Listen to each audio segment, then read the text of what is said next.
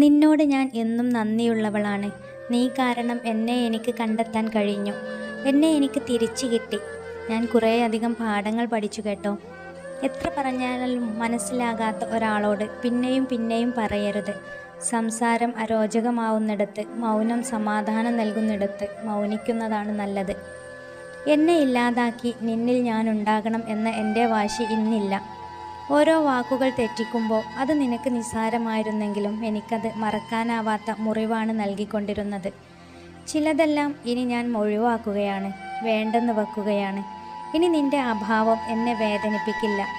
നിന്നോടുണ്ടായിരുന്ന എൻ്റെ സ്നേഹവും ഇഷ്ടവും വിശ്വാസവും അനുഭൂതിയും ഇല്ലാതായി. എൻ്റെ സന്തോഷത്തിനു വേണ്ടി ഇനി ഞാൻ നിന്നെ കാത്തിരിക്കുന്നില്ല. നിന്റെ മെസ്സേജുകൾക്കോ വിളികൾക്കോ ഇനി ഞാൻ കാതോർക്കുന്നില്ല. നിന്റെ ശ്രദ്ധ കിട്ടാനോ സ്നേഹം കിട്ടാനോ ഞാൻ യാചിക്കുന്നില്ല.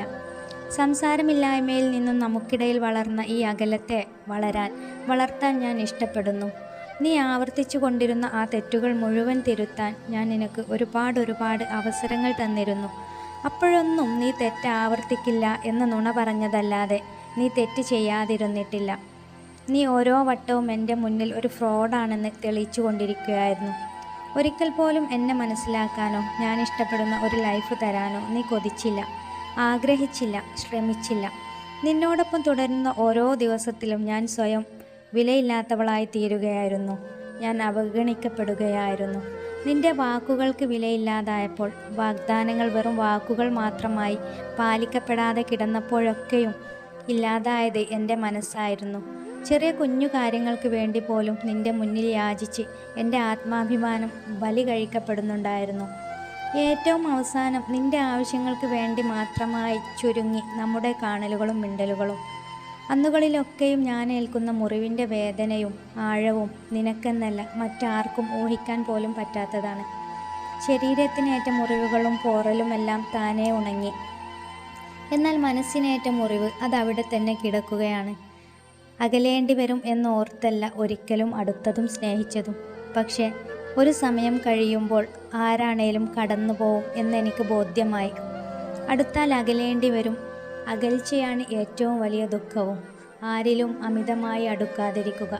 ജീവിതം വളരെ ചെറുതാണ്, പക്ഷെ അതിനെ വലുതാക്കുന്നതും ചെറുതാക്കുന്നതും ഭംഗിയാക്കുന്നതുമൊക്കെ നമ്മുടെ മനസ്സാണ്.